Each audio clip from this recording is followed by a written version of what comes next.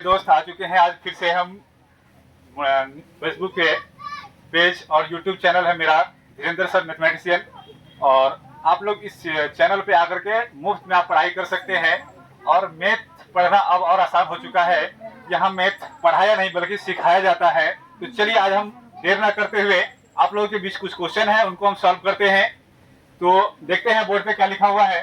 तो जैसा कि आप देख रहे हैं कि निम्न को परिभाषित करें।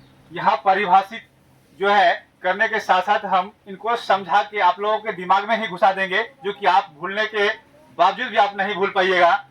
हम चाह के भी नहीं भूल पाएंगे। इस तरह से हम आपको क्वेश्चन को बताएंगे। तो चलिए संख्या का बात करते हैं। तो संख्या क्या है? सबसे पहला क्वेश्चन है कि संख्या क्या है।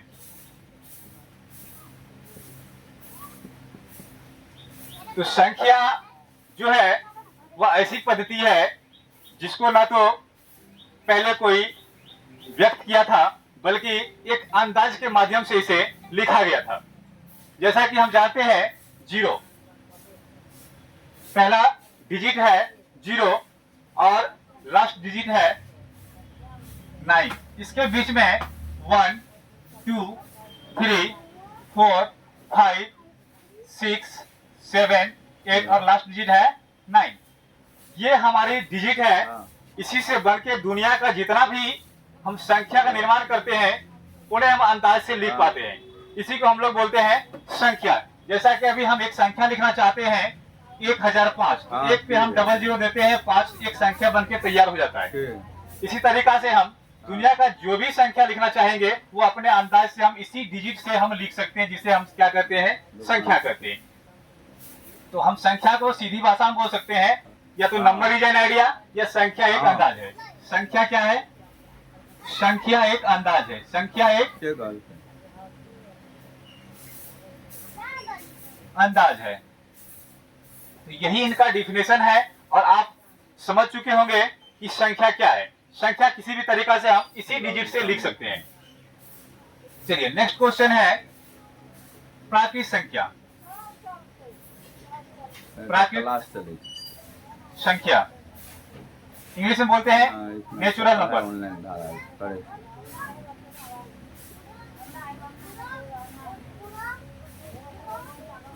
ये प्राकृत संख्या क्या है, इनके बारे में हम जानना चाहेंगे।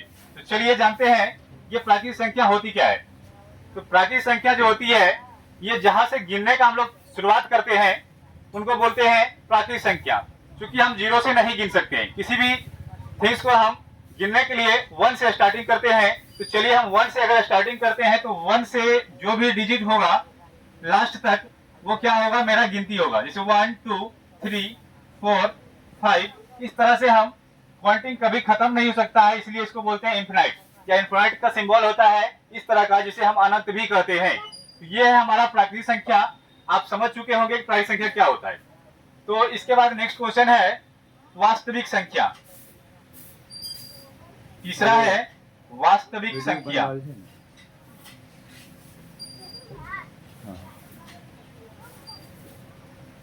इसको इंग्लिश में बोलते हैं रियल नंबर।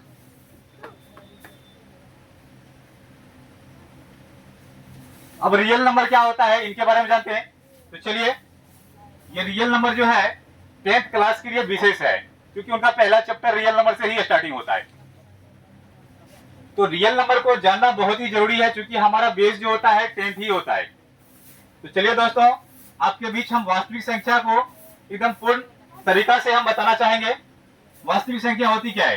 तो वास्तविक संख्या जो इसका मेन डिफिनेशन होता है परिमेय और अपरिमेय संख्या के सम्मिलित रूप।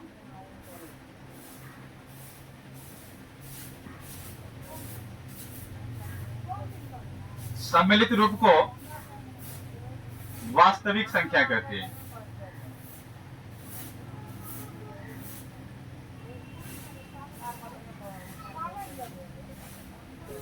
परिमेय और अपरिमेय संख्या के सम्मिलित रूप को वास्तविक संख्या कहते हैं।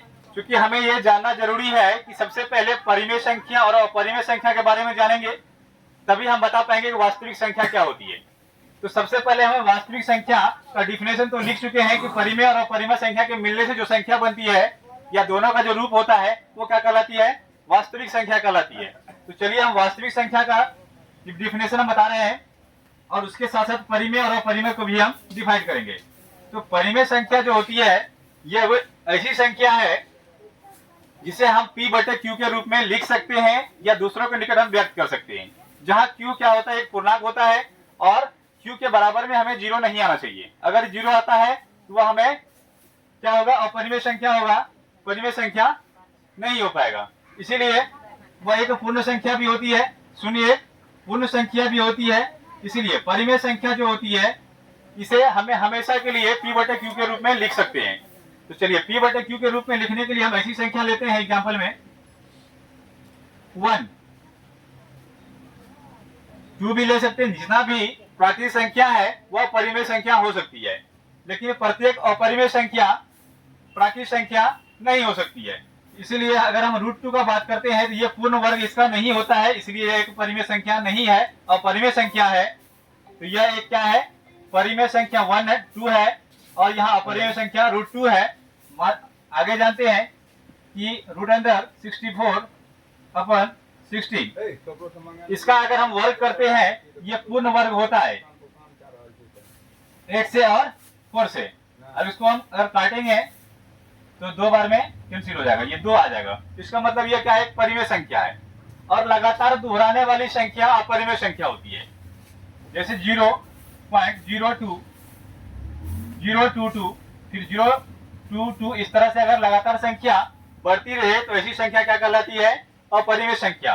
और पाई का मान जो होता है वो परिमेय होता है, लेकिन पाई एक अपरिमेय संख्या होती है। पाई क्या होती है, एक अपरिमेय संख्या होती है।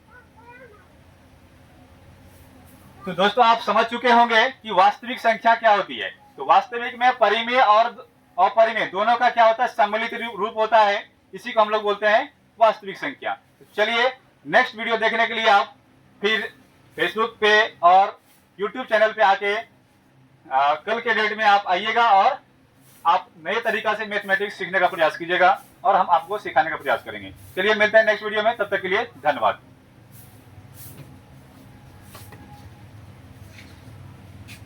ठीक है।